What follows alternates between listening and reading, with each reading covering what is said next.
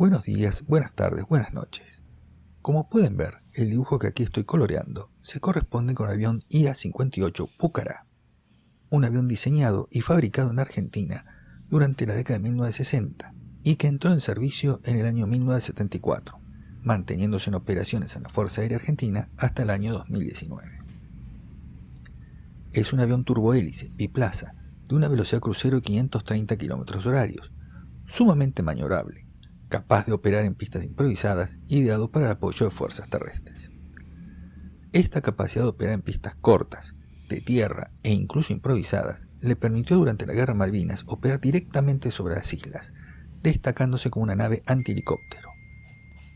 Esto motivó que las fuerzas británicas le dedicaran su atención bombardeando las pistas de aterrizaje y a través de un operativo comando, con el cual lograron destruir una gran cantidad en tierra. ¿Por qué hago este video ahora y no lo hago coincidir con el 2 de abril, fecha en que la Argentina conmemora la reconquista de las Islas Malvinas? Bien, dejé pasar unos días, porque el tema que voy a plantear para los argentinos va a sonar herejía. Considero que el tema Malvinas no se va a solucionar al menos en los próximos 100 años. Esto es así, no porque se reconozcan los derechos argentinos o de los kelpers o algo por el estilo, sino porque a ninguno de los dos gobiernos, ya sea el británico o el argentino, le conviene solucionar esta cuestión. Aclaro que esto es pura especulación mía, pero si prestamos atención al desarrollo de los hechos en las últimas décadas, nos damos cuenta que a los gobiernos de ambos países les es útil la existencia de este conflicto. Veamos un poco. Después de la Segunda Guerra Mundial, a nivel internacional tuvo inicio un fuerte proceso de descolonización. Se dijo que en la década del 60 hubo una seria propuesta de darle a las islas un estatus especial, como el que entonces gozaba la ciudad de Hong Kong.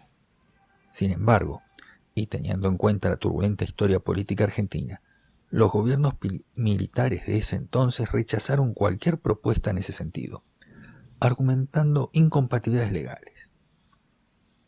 Aparentemente había leyes en la isla que no coincidían con las leyes argentinas, en fin. Obviamente, en un país que se dice federal como el nuestro, tal postura es absurda. Yo no veo ningún impedimento, ni en la constitución vigente en ese entonces, ni en la actual, para que se haga un régimen mixto. Es más, en la actualidad, ni siquiera tendrían que preocuparse por el idioma, ya que está previsto el respeto al lenguaje de los pueblos originarios. Claro que los kelpers se consideran británicos, no aborígenes americanos.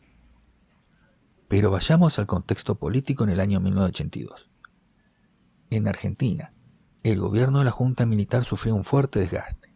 Ya en el año 1980 le habían otorgado al activista Pérez Esquivel el Premio Nobel de la Paz, y no era posible disimular el tema de los derechos humanos. Económicamente, ya se había disparado la inflación, con el fin de un periodo económico vulgarmente conocido como plata dulce, dando pie a una progresiva serie de reclamos sindicales. Dentro del gobierno, el general Jorge Rafael Videla había gobernado como presidente entre los años 1976 a 1981, siendo sucedido por el general Viola, quien en ese entonces era comandante en jefe del ejército. Cabe una aclaración.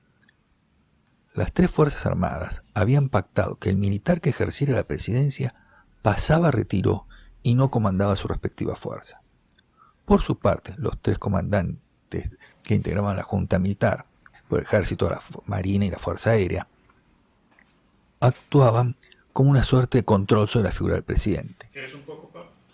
Antes de asumir como presidente, Viola forzó el retiro de un general rival a sus intereses y lo designa comandante a Galtieri. Obvio error. Meses después Galtieri lo desplaza, manteniendo el cargo de comandante. Sumado esto a una creciente inestabilidad social, comprenderán con esta breve descripción que hacía falta un acontecimiento que sirviera de aglutinante y a la vez disimulara la situación inestable. Malvinas siempre es un tema caro al sentimiento argentino, más aún teniendo en cuenta que durante el año 78 hubo un diferendo limítrofe con Chile, el cual fue laudado ostentosamente a favor de ese país por el entonces cardenal Zamoré y el Papa Juan Pablo II. Por su parte, el gobierno de Margaret Thatcher no estaba en su mejor momento. Había centrado su economía en el equilibrio fiscal, con una Tengo fuerte horas más reducción del gasto aranceles, público, una reducción tengo impositiva muertes al más sistema financiero, exportaciones, no hacia la clase media, quién compra más y productos a enfrentando una quién, serie de paros generales, qué reclamando tensiones. Estados aumentos Unidos había salariales, logrado a establecer los cuales el bloqueo hacía a oídos China sordos. tras lo del Con el coronavirus. apodo de la Dama Hierro, había inaugurado el Pasa thatcherismo, que una en política realidad económica que posiblemente le eh, suene muy actual. yo ahí creo que estuvieron más vivos los Si bien en sus demócratas, inicios en el año 1979 su porque le plan había hicieron la mostrado guerra a avances, China hacia sin 1982 se declararse. había agotado. La inflación reapareció con fuerza en Inglaterra y se arriesgaba a ser interpelada en el Parlamento por su reducción en los gastos de defensa. Lo De tuvieron hecho, cortito creo los recordar chinos. que sus propios aliados en la OTAN le reclamaban el estar manteniendo la flota británica, cuando los americanos tenían una mayor presencia Simplemente a nací menor igual que costo. Obama. Ah, no tengo plata y no me Thatcher compro. necesitaba alinear a los descontentes ingleses detrás de ella, Y ahí y el estamos conflicto de reaccionando Malvinas bastante. le resultó perfecto. ¿Por qué un simple desmonte de chatarra en una isla desierta, operación comercial que hasta entonces se hacía regularmente, se convirtió en un incidente que desencadenó una guerra? Porque los dos gobiernos lo necesitaban. Según Juan Bautista Joffre, en su libro 1982, desde meses antes los gobiernos de Argentina, Inglaterra y Estados Unidos sabían que algo iba a pasar.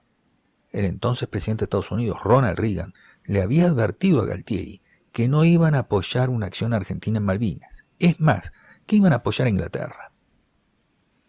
Cuando se produjo la toma, Reagan envió a su hombre de confianza, Alexander Haig, a mediar. Debo reconocer que en su momento yo me dejé influenciar por el ambiente y veía a Haig como un enviado del demonio. Creo que me equivoqué mal. La misión de Haig era imposible. Se hablaba de poner las islas bajo 3 banderas o bajo jurisdicción de las Naciones Unidas. La opción más viable era un toco y me voy, es decir, que las tropas argentinas se retiraran y quedaría un enclave como para que siguiera tratándose la soberanía. Durante la entrevista con Haig, Galtieri abrió la ventana de su despacho mostrando a la multitud que lo aclamara en la Plaza de Mayo y rechazó toda la propuesta. Por su parte, Thatcher hizo algo parecido. Ya había logrado la adhesión del Parlamento. Lo recibió en su despacho, bajo gigantescos cuadros del almirante Nelson y Wilson Churchill, y rechazó cualquier planteo que no implicara el retiro total de la Argentina, agregando un elemento que entorpecería de manera absoluta cualquier futuro acuerdo. Este debía ser ratificado por un referéndum de los habitantes de las islas, o sea, los Kelpers. Ya sabemos cómo terminó la historia. A los efectos de lo que estoy tratando, el resultado de la guerra significó la caída del régimen militar. No, lo siento por los jóvenes millennials. A los militares no los echó Alfonsín con superpoderes, se cayeron por la derrota de Malvinas. Y Thatcher fue reelecta al lograr 144 escaños en el Parlamento británico. Ahora bien, como dije, mi teoría es que a los gobiernos de ambos países le conviene mantener este conflicto vigente. Lo podemos ver actualmente. Si usted es argentino, le bastará ver que en cualquier plataforma de todos los partidos políticos se habla de Malvinas. ¿Cómo lo piensan solucionar o tratar? Misterio. Pero se lo menciona siempre, aunque no tenga nada que ver con el tema con el que se está tratando. Inclusive se lo invoca cuando hay que discutir los distintos juicios internacionales a los que se enfrenta Argentina a diario por sus diversos incumplimientos contractuales. Por el lado británico también. Soy de los convencidos que el Reino Unido cometió un error al abandonar la Unión Europea, con el famoso Brexit. Tengamos en cuenta que uno de los argumentos para promover el Brexit era limitar el ingreso de trabajadores extranjeros y defender la mano de obra inglesa. Algo así como un Make America Great Again versión británica.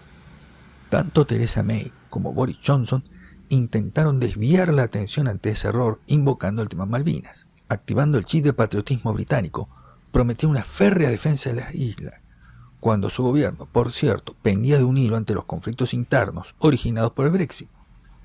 De hecho, May no dudaba en invocar públicamente una y otra vez la figura de Margaret Thatcher y declarar que habían habido espías argentinos en la zona, cosa que no le sirvió de mucho, ya que igual el Parlamento le quitó su voto de confianza y debió abandonar su cargo.